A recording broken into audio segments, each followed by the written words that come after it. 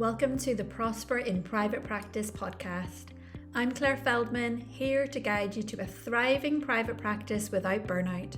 If you're a counsellor or therapist seeking more aligned clients, flexible hours and financial stability, then join me. As a therapist of 12 years, I've turned my own challenges into success, so let's grow your dream private practice together. Are you ready? Let's dive in. Hi everybody, and welcome to this podcast episode, which is going to be all about whether you should offer concession fees in your practice or not. So I hope everybody is doing well. It feels like ages actually since I've recorded a podcast. I had a real busy few weeks really in January.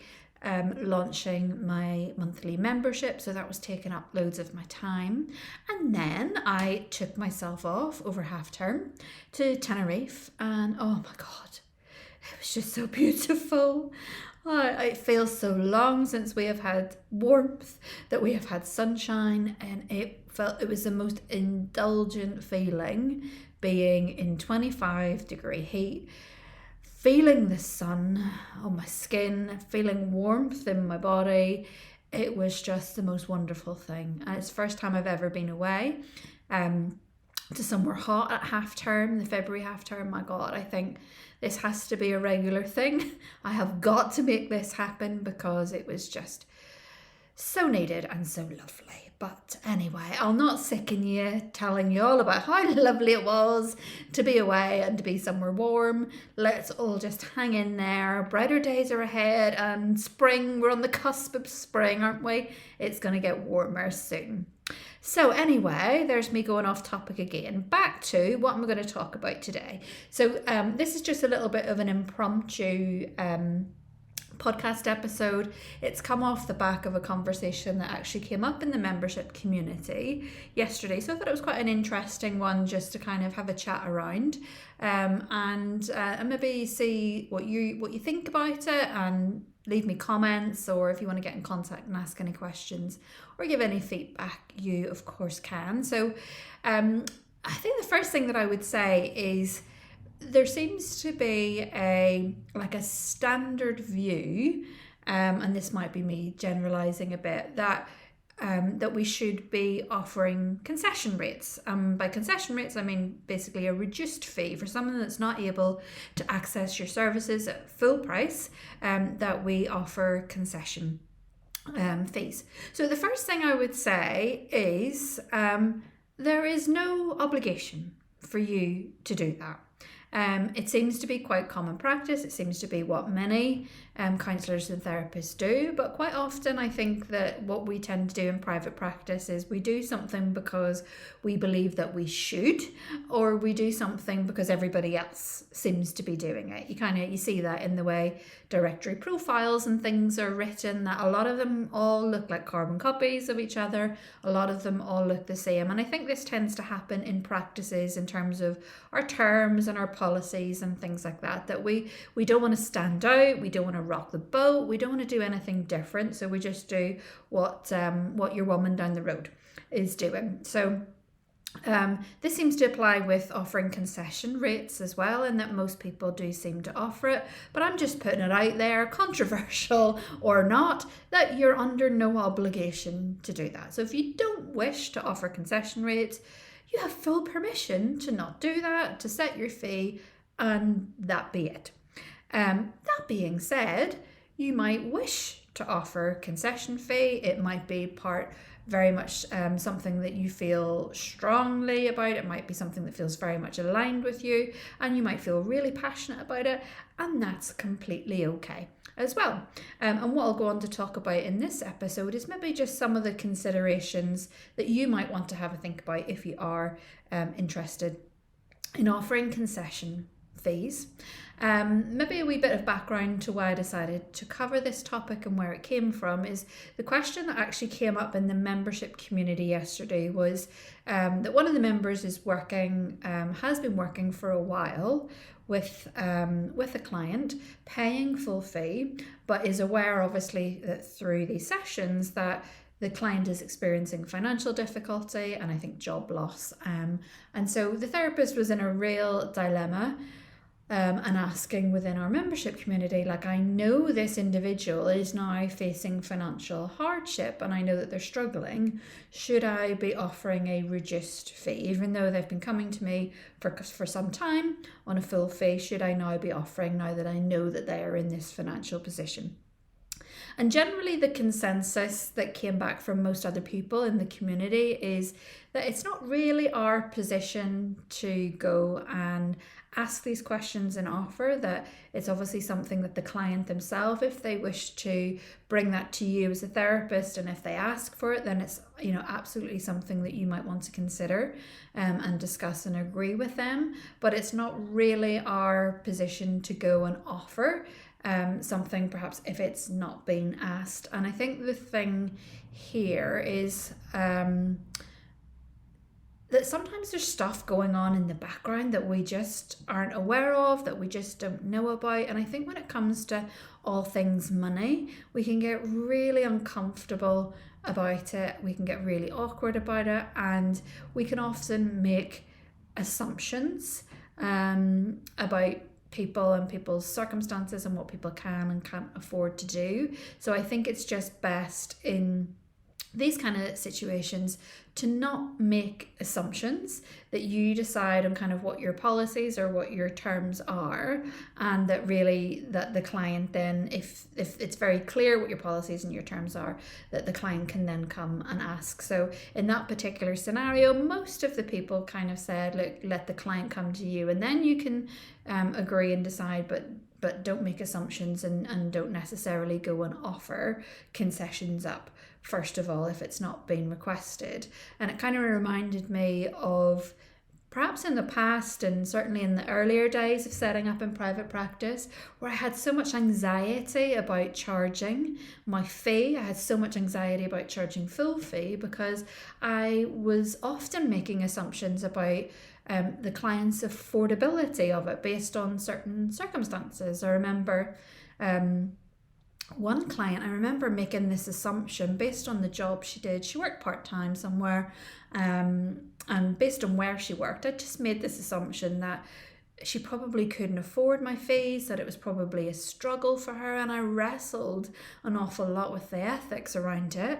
And then it later transpired that actually she came from an incredibly wealthy family. Money was not an issue, and the job was just something just to keep her occupied and keep her busy. And, you know, I'd made a complete assumption about her financial status and her ability to afford my therapy services.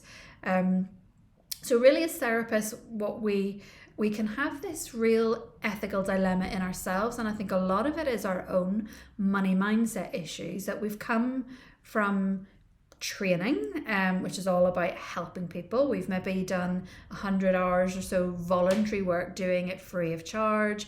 Perhaps you're working maybe even in a counselling organisation where no money is exchanged through your hands, that maybe they pay the organisation and then you receive a fee. So you're perhaps used to coming from these sorts of backgrounds, and then you're going into private practice where you're actually having to carry out the transaction, you're having to take money from a client, you're having to ask for payment, and it can throw up all sorts of awkwardness and all sorts of discomfort. And so what I would kind of get you to consider is, as long as you were being completely and utterly transparent through your website, through your social media, through your directory profiles, through everything, as long as you're being completely transparent in what your fees are, it's then up to the client to decide whether it's accessible to them or not. It's not up for you to decide or to make assumptions.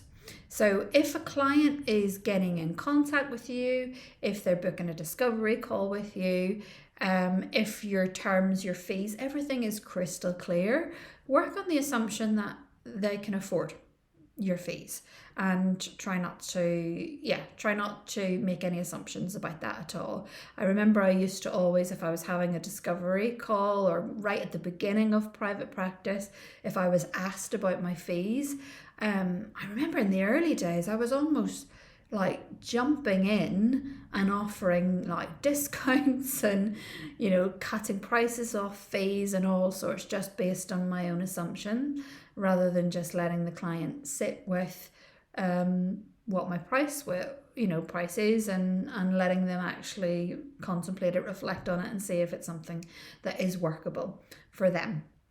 So if you decide that you are going to have full fee practice only, that's absolutely fine. If you decide that you do, for whatever reason, that it feels comfortable with you, it's aligned with your values, you want to make your practice more accessible, maybe to people that ordinarily wouldn't be able to access your services, then of course you can set a concessionary fee rate. Some of the things that you might want to consider when it comes to offering concession rates is how are you going to go about deciding what that concession rate is, but also what the criteria for that might be.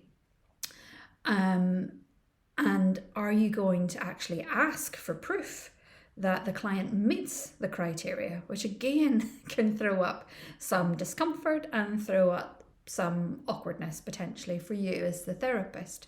I have seen it done before where the therapist has advertised on their website that the fee that they charge is based on the income level of the client. And so they've had, like, if you earn less than 20,000, you pay this fee, less than 30,000, this fee, less than, you know, and so on and so on. And whilst in theory I like the idea of that it's kind of graduated based on level of income, for me personally, I would just find that that's too complicated, having clients on all sorts of different rates.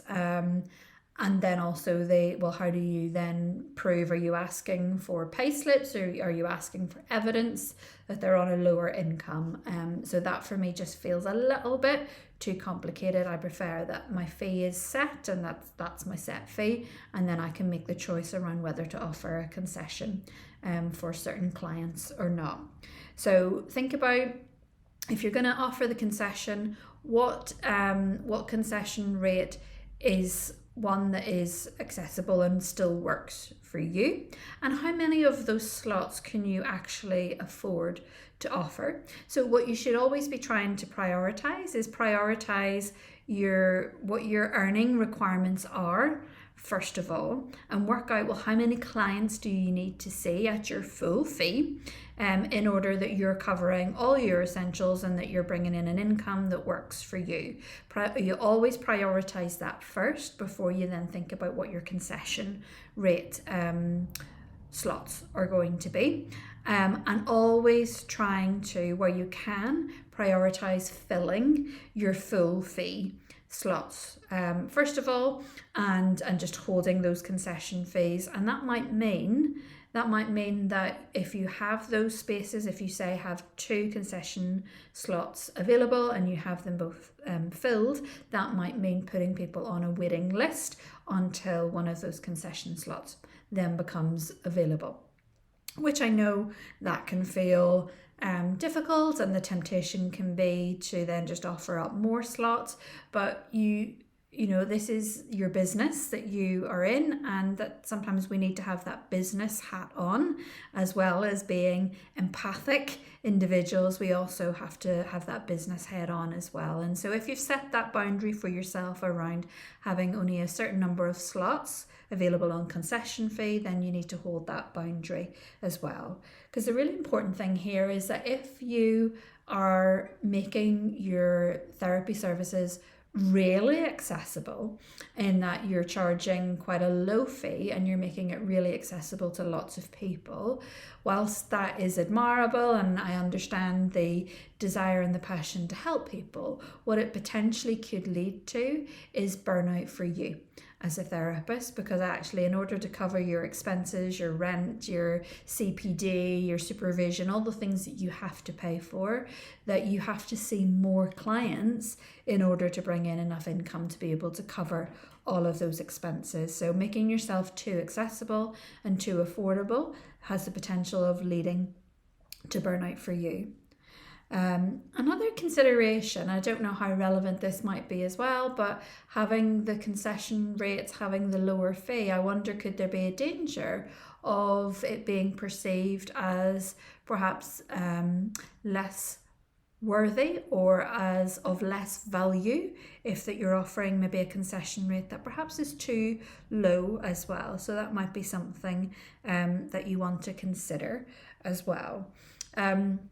So those are just like a couple of things to think about whenever you're thinking about offering concession fees, that you do not have to do it, but if you do wish to do it, then really get clear in your own mind of how many of those slots can you make available. Ensure that you're prioritizing your full fee sessions first of all, and that they take priority before you're offering up and filling your concession rate slots. And then consider for yourself, how are you going to determine what that qualifying criteria is going to look like. And is it something that you're going to just do based on faith, that if a client is telling you that they're on a certain income level, that you're taking it at a faith-based value and trusting that. And these are all the kind of things that you need to consider and that you need to think about when it comes to your pricing. And I think, again, just like I've already mentioned, ensuring that this is all crystal clear on your website, that everything, like your website, whenever a potential client visits it, it needs to be like no ambiguity at all, and that you want to make it as simple and straightforward as possible for clients to make a decision. And I've seen therapist websites where either it's really difficult to find their pricing details or to find any details about concession fees, and it'll maybe just say something like get in contact for more details. I personally believe it's really important that we're fully transparent in everything that we do, and that includes our fees. I personally would not be booking an introductory call with anybody if I didn't know or have an idea of what their rates or their fees were. So I think it's better to be clear, to be simple, have your policies outlined, and then again it's back into the client's then choice over whether they can afford your services or whether they are choosing to get in contact. And I think this is another little kind of final point to make around this, that I've also seen kind of comments and conversations about feeling compelled to offer concession rates because you're maybe getting inquiries through from people and they're on NHS waiting lists, or they're on referral lists for low cost counselling. They are at an income level where maybe your fees are out of their price range, but they're getting in contact because they really want help. And I see a lot of counsellors and therapists that feel really compelled to lower their rates and to lower their fees and offer more concession slots to try and accommodate people that just aren't able to access these services. And this may sound really cold, and it's not intended to be at all, but it's not your job in private practice to make up for the shortfalls of our mental health services. You're only one person working solo in private practice. You only have so much capacity, and you're never going to be able to resolve that issue.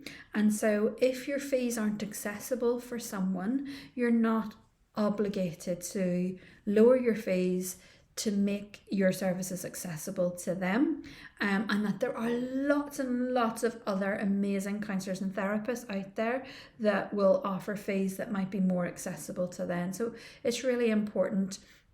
Again, I think we get caught up in this mindset of it being our responsibility to help everyone, and if someone wants our help, then if we don't say yes, then who's going to help them? And again, it's important to remind ourselves that there are plenty of other counsellors and therapists out there that might be able to offer services at a rate that just simply doesn't work for you. So don't be afraid to refer on if the price that they're looking for, the cost that they can afford, is something that is just not workable for you. Something else just to consider is that if you are deciding that either maybe you don't want to offer concession fees, or that you're thinking about, well, what ways can I maybe offer help and support in other ways, that there might be other things that you can do in which you're offering value in some way. So I personally, in my private practice and in my mentoring practice as well, I offer loads of value in terms of like free resources and guides and content and emails, and like free on my private practice free hypnotherapy audios. Like I offer loads and loads of resources in that way. I have online courses that are at affordable price points. So there's lots of other things that you can do to offer value that don't have to necessarily be reduced fees. And that can be resources on your website, that can be low cost products, it could be things like offering group workshops or group therapy programs, or it might be that you are already doing other things that, you know, perhaps you're still volunteering somewhere. Maybe you're still working in some low-cost counselling centres, you know, so that if you are offering your services, you're offering value in other aspects, then, you know, you're doing your part. And it comes back to that our empathy sometimes it overtakes us, and it interferes with our ability to think logically and to think about the practicalities of owning a business, which we do when we're in private practice. So if you're doing all of these other things, then again it comes back to you're not under any obligation to reduce or lower fees if you don't wish to. So I jumped on and had anticipated this was going to be a very, really quick, like 5-minute chat about concession fees. And then I've done my usual, and I've gone round the racetrack, back and forth, done several laps, and I don't know where I've ended up. But hopefully that there's been some little nuggets of information in my ramble that have been helpful for you. And maybe giving you a little bit of consideration around what you do. And I think I do say this quite a lot, but I do think it is so important that being in private practice is so different. It is so different from working in EAP. It's so different from working in the NHS. It's so different from working in other counselling organisations. You're the boss, you're the CEO, and you make the rules and you make the terms and you make the policies. And if other people don't like them, well then tough. It doesn't matter, because it's your choice and your decision. So whatever you decide to do with your rates and your fees is completely your decision to make. So that's my little parting bit of wisdom. I hope you find this podcast episode interesting. Would love your feedback to let me know what you thought, and I will chat to you all soon. All right, take care everybody. Bye.